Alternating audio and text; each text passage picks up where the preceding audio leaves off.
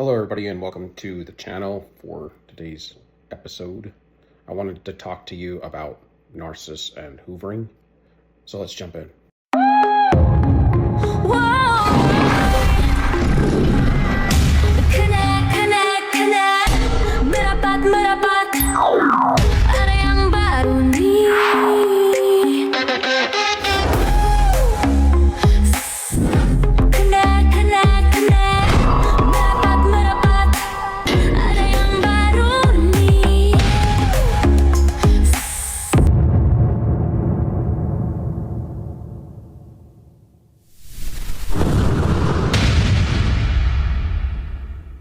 You might wonder some things about this whole discard and hoovering situation. When your fuel runs low and you're not new anymore, when they feel they can't convince you of lies and it's not so easy to project onto you, or you start to hit them with reality checks, telling them how they're lying and whatever they think in their head is not what you're seeing. You don't believe them, things like that. Well, all of that causes narcissist injury, and it causes them to have to face reality. We all know they're in a fantasy. When they're in the fantasy, they draw you into the fantasy, and that's the only way to work, because they can't have themselves in the fantasy and you in reality and be with you. So there's a couple things they have to do when they meet you. They have to draw you down to their level, their vibrational level, so they can control you. Because if you're up here and they're down here, you're vibing too high for them to control. And you're too happy. You have too much joy and too much spirit for them to have any control over you. So they come in as a victim, somebody you would have to pour into. They go for the black sheep, individuals that are good people, because good individuals do a lot for them. They're going to be easy pickings, giving them a lot of chances, having mercy on them, because they do, from time to time, deal with violent love partners as well, ones that don't put up with it. They may do online dating and get caught up on some stuff, or somebody they thought they could use and they end up being the same type as them, a narcissist. They could get into some bad situations. But when they are out there searching, they're really truly looking for somebody that has a high vibration but has a childhood injury that is unhealed. They will play off that and drain you and use you. And somebody that has a lot of empathy and sympathy and is able to put themselves in other people's shoes, well, they're also somebody that's going to be very forgiving. They're going to try to look at things from their standpoint with hurt involved and try to rationalize it, because we're merciful, loyal, hardworking, and we try to make things work in a partnership. We really love, they play off that so they can fuel up. The higher your vibration is in relation to the fruits of the spirit: love, joy, peace, kindness, gentleness, goodness, long-suffering, and a good self-control. That's what they really love, because you're going to have all these attributes. You're going to be merciful. You're going to give them the benefit of doubt. This is unawoke. Because what happened in these families, they went to this side of the spectrum. We went to this side of the spectrum at early ages. So we really heavily loved. And that's where we get this situation. Sometimes we can be very much into the fruits of the spirit more than others. Just in an innateness, we kind of drew to that side as young children, to where they went the opposite way out of fear to form power and control, because they liked it. And it came easy to them because it was more natural for them. But they went that way, and that's because they're of a bad seed. But we went this way early in childhood. In a situation of goodness or evil, we were forced at a very young age to choose. We chose it, because everything is consent, covenant, and agreements. The thing is this is who we were innately, and that's who they were innately. It's kind of like you can have a facade around things. You can have all these things that are convincing, but it can be just a distraction. And that's kind of what the narcissist does. They have this facade that shows they're a warm individual, loving, kind. They put off all of these detailed things. But if you really investigate the situation, you'll find it's just fakery. They just put this mirage up, this imitation. They get you in and lock you down real quick and get you stuck. And we try to put ours out there in the forefront, just what we are in reality. People that like to devise evil will take and nitpick at that. And you're already showing all your cards. That's the reason why they're always tight with their cards. They hold their cards tight, close to themselves. They have no vulnerability at all. That's why everything is a lie. Everything imitation from the real thing doesn't work like the real thing. It either breaks faster, it doesn't have the nutrients if it's food, it's not as healthy. Imitation stuff, it's almost across the board. The fruits and vegetables that grow, they're going to be fresh and real. But then the enemy comes along and he makes GMO food, and they don't have the nutrients. It becomes unhealthy, it doesn't taste good, and it's unnatural. And what you are is you're the real type spirit that God created. You represent that. And what the narcissist represents is the imitation, the GMO of that, because they traded their true self in for a false self. And a false self can never be what a real self is, because we were meant to operate in our real true self. And the enemy always creates a fake self, and that's what they're dealing with. So they have to fake everything, because their whole embodiment of their essence now is fake, because they gave up on their true self. They don't even know how to be real. They can't. This covenant that they made is one that they cannot change. And whether they know it or not doesn't matter. If you dig into the ideology of it, you will know that. And you will know what they're dealing with. And it's not good, because they cannot ever be real, ever, because they gave up on their true self. And that's something I don't think a lot of people talk on, because a lot of people don't come at it from a spiritual point of view. They think it's just a personality they can just adjust if they wanted to. But the narcissist will leave you when your fuel runs low, and they need fuel because they're fake. And that's why they're forced to have to gather fuel, because they don't have a true self. So they have to imitate everything to where we are supposed to be true. And what comes with a true self is a generator to self-sustain it. But we are also not built to self-sustain another individual, us and somebody else, especially a corrupt individual that is exploiting and manipulating, maneuvering in and out of your life to destroy you, and also live off your vitality, your life's soul energy. Meanwhile, planting their negative energy and their sinful energy for you to almost repent for, unbeknownst to you. But as we gather truth and information, because we're truth seekers, we are real. We're just misunderstood about the whole situation because of the way we were brought up. A lot of it was unbeknownst to us. So these individuals come to us. And it's unfortunate, but you have to take it for what it is and learn from it and become powerful in it. It's better to be this than to be probably anything else once you get over it, because you'll be stronger. You'll be more of an understanding and have wisdom, knowledge, and understanding in such a way that others won't. But they will usually do something like they may ghost you. If they ghost you, it's because when they go to another form of supply, they don't know if it's going to work out or not. So if they ghost you, then it's easier open to where they can make up any situation they want. Like something bad happened, or they got injured and they weren't able to call you, whatever. So they go to the new supply. Sometimes they will just ghost you, and you've probably been used to that anyway. And then if it doesn't work out, they'll come back as if nothing ever happened. Like you never broke up or something. And the problem with that is a lot of times in the past, you would have been desperate to get them back. A lot of times the system and this construct is built for them to drain you and to get you looking to them for all your validation, because they put doubt and fear into you, just as it was put into them. Except we recover on your way of awakening up to the stuff. When they come back and you're not desperate anymore, but they think you're desperate and you turn them down, that's a big hurt.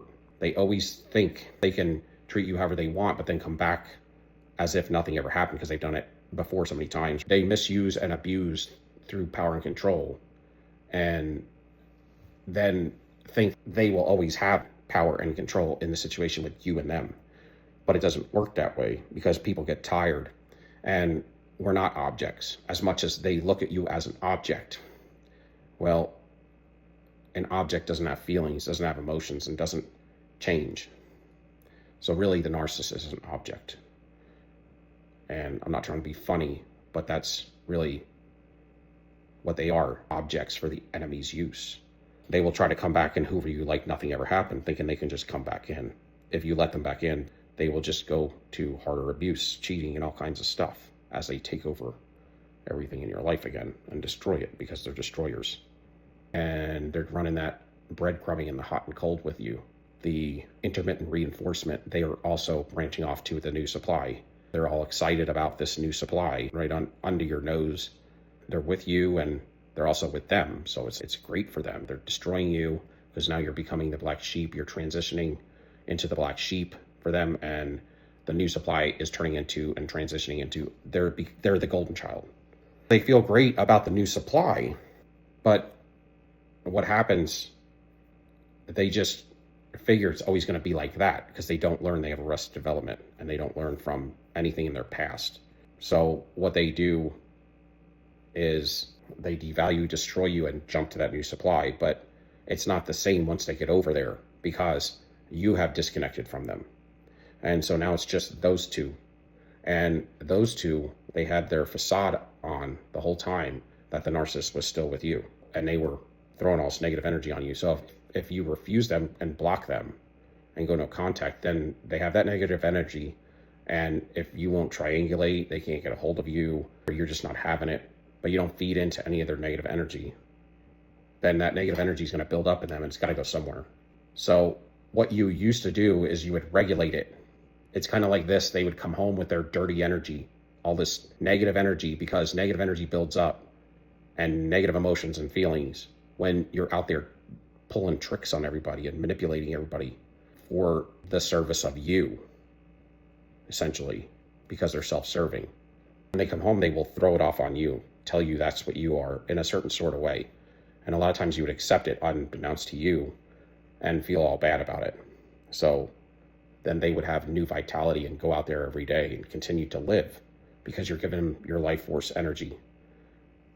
But if you cut them off, then they can't do that. So what they expect is for you to chase them, for them to triangulate you after discard, and for them to be able to breadcrumb to you, phone call, get a hold of you whenever they want, and devalue you over the phone, through email, and sometimes in person, and still devalue you hard and pull you into triangulation, get you jealous. All of that, have you sulking and have you in the sunken place. And all of that is how they actually are able to not be in your presence, but to also transfer their negative energy from, it could be from afar, because they have a spiritual connection with you. That energy will do a switch because you're in agreement to it in the spirit realm. So it will switch. That's why you don't want to read an email from them. It'll either do this, it'll either get you to believe a projection of negative stuff that they are themselves, that they're projecting into you and onto you, because they pulled you down so far and you've worn so much of their fuel. You just kind of have turned into somewhat of a version of them energetically. It's not that you have their character, but you're absorbing so much of their energy, you're used to doing it. And you're starting to believe these things, these negative things, these remarks, and all of this inferiorities that they're throwing your way. So if you read an email, it will do one of two things, or a phone call, or talk to them. It'll either get you jealous and triangulate you, which will cause adrenaline for them. If you sulk, it would be they're living better than you, that they destroyed you, and they can throw their negative energy off on you that way. And then there's also those emails, texts, and in-person and phone calls where they would weaken you so they can come back. And so you don't want any of those. You don't want anything from the narcissist because they're always bad. So these are some things and tactics and maneuvers that they will play, but when they get over to the new supply, a lot of times they may not even last long because the representative mask comes off of both of them. They don't supply the narcissist needs like you did. You might have cooked for them, put a roof over their head, gave them money, and did everything for them. Plus all of that love and admiration, adoration, all of that. They may not smell good, look good, whatever as well. I mean, I don't know. I'm just saying, like, generally what the narcissist gets is something similar to their own character. Now, they could look good from the outside, but their character is horrible. So generally it's like attracts like. But in the case of you, they had to fake it. And where they were like with you was you both had the same childhood injury or similar ones. And they knew how to play off of that. That's how they did all of that. They cloaked themselves in somebody else's energy and was able to lift themselves up enough to be at your level at the time of engagement when they started to love bomb you. And after that, they started to play the victim and come in and suck from you to build themselves up and keep themselves up and pull you down. Then they step on you because now you're below them and they're throwing their negative energy off on you. So they start to lift up and you go down, but it's you propping them up the whole time. That's why when you refuse them for good, it's scary for them. And people don't talk about this, but it's not just that you supplied all this fuel, but you made them have any successes that they have currently, all because of the fuel they kept siphoning from you. And so that's what really plays on them, because it's kind of like if they're used to that lifestyle, right? To wear you down, wear you out every day, take your fuel, and then be on a higher status out there that they never had before you. But now you refuse them for life. It's going to change their whole lifestyle. It's going to pull it down, and it's only going to build you up. That's why I say you have benefits when you leave them. It's all beneficial for you because you can pour into yourself and there's no negative energy coming. But in the case of them, they have the ability to plummet, where they'll have to go get multiple sources of supply or another one that's better than you or the same as you. But it's kind of uncommon because they don't find that true primary source supply like you were, not every day and not for an extended period of time. So they're always trying to increase their harem and get to the next level. They're always on a step up from wherever their last supply was. And that's what they do. They gauge their last supply on the current or the future. And they always have to get better. The problem is when they meet you, if you are that true primary supply and you've poured into them as much as you did in so many ways to the detriment of you, it's almost as if they've never had that before and they can't even get it. At least probably for a long, long time, unless they get maybe lucky. A lot of times this is what you will find. And so they won't be able to step up, and that'll be a major problem for them. Now, a lot of this stuff are thoughts and ruminations that they won't tell you about. And when you see them out and about, they're master manipulators. So they're not going to put that forward because they keep their vulnerabilities close to their chest. Their cards are tight to their chest, like a poker game, like a poker face. So a lot of times they're very vulnerable, and they have vulnerable. They can easily be jerked around, really. That's why they get narcissist injuries very easily, and they rage because of all the fakery. At some point it plays on them, and the lies never end. So the people around them eventually start to see this.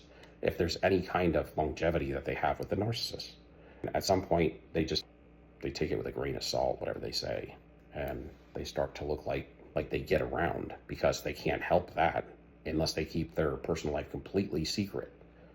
But a lot of times they can't because they get excited. Their friends are going to start counting up all of their partners over, say, a 3-year span and be like, yo, this person's like really gets around. And so these are things that negatively come back to them. Or during a smear campaign, they may say things and put things forward just because it works well in the moment, not thinking about down the road, because they're moment-to-moment kind of people. And they need to get satisfied and they need to win right now. But down the road, sometimes they might have won right then through lies and manipulations, but then down the road, there's no way to hide that it was a big sham and a lie. So that's where sometimes it comes back to bite them, and their character becomes damaged. So they can't step up when they leave you, so that's an issue. If you don't take them back anymore, that's an issue, because they have a power and control issue. It's like they're a mess, and before you met them, you weren't a mess. But then when they come into your life, it's like they gotta have power and control over you, and they need your energy to do it. They start to look calm and collected, and you start to look like the mess, because they're throwing their messy energy onto you, and they're taking your calm and collective energy and wearing it and abusing you with it. It's really weird stuff, y'all. And you got to ask yourself at some point, if you want to heal, what drew you to the narcissist? What got you enticed or whatever to go out with the narcissist. That's something you want to have a deep dive into. It may not take a lot for you to know that answer, and then again, it may take you time to figure that out. But those are things you want to understand, because you don't want to fall into this trap again. And if you've done it several times, it could have been looks, it could have been sex, it could have been whatever.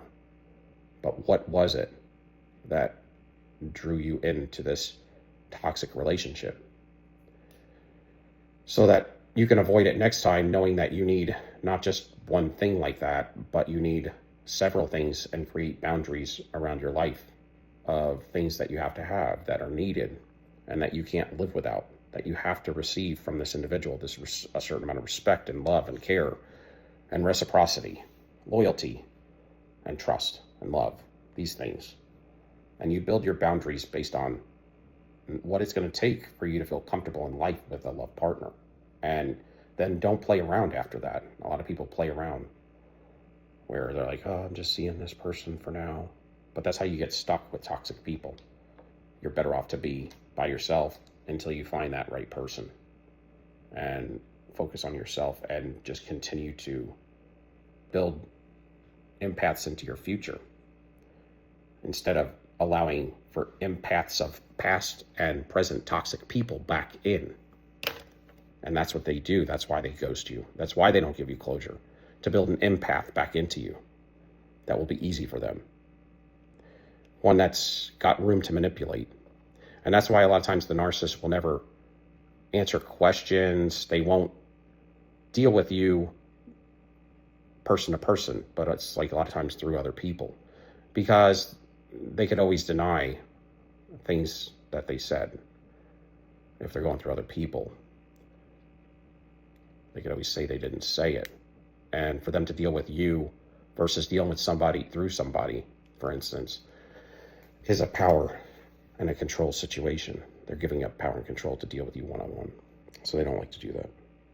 A lot of times the smear campaign, to some degree, or certain things, when they do smear you, sometimes some of it is to get you to come back and resolve issues with them that they created. Meaning like they didn't want the discard. What happens when you don't take them back? They like that fuel and they can't get it anymore, and they have a problem with that, and it injures them, and they get jealous of you because you have exclusive fuel. And when you make it obsolete to them, and you make that a sure thing, then it causes a lot of insecurities in them, because they're very extremely codependent. Part of the reason why they run as well from partner to partner to partner is because they feel like they're short on time. They keep telling themselves like, I gotta get somebody before, I'm this age or that age, or I lose my looks or whatever. So they continue to run, but they never stop, because they are looking for this perfect person, and it's not out there, y'all.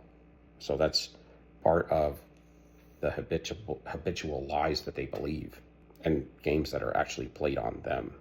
When they're a narcissist, you cannot show them emotions and show them where you stand emotionally about situations, because they can take that and they can map that out way ahead of time and devise the crooked ways to control off of where they believe, where you're showing your emotions are about certain situations in your life today, because that will give them the understanding of how they can manipulate to get back in, or to wreck your life that you were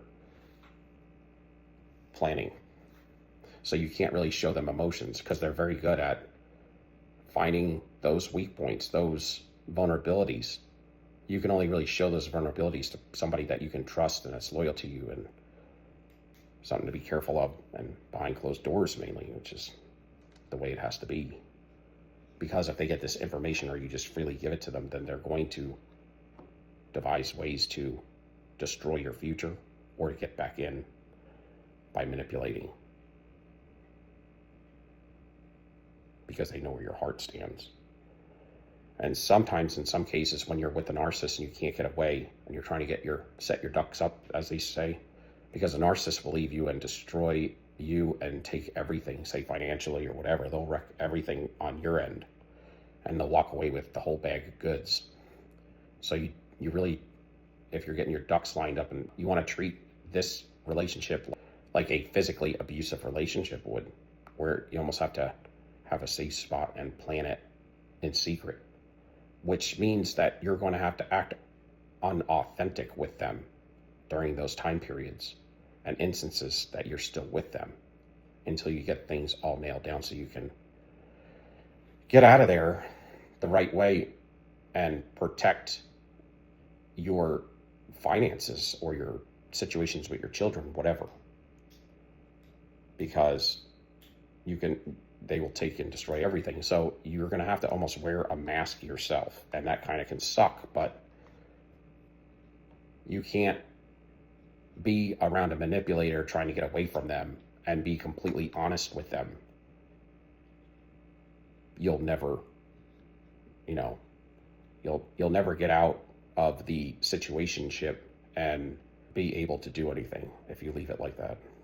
You have to, during that time period when you find out they're a narcissist, you almost have to play their game and fake some things until you can get out of there through the legalities and stuff and get reset. So anyway, those are some of the different situations that I wanted to go over about hoovering and the experience of it. If you can give me a like, subscription, thumbs up. Love y'all till next time. Soldier up. Peace be out.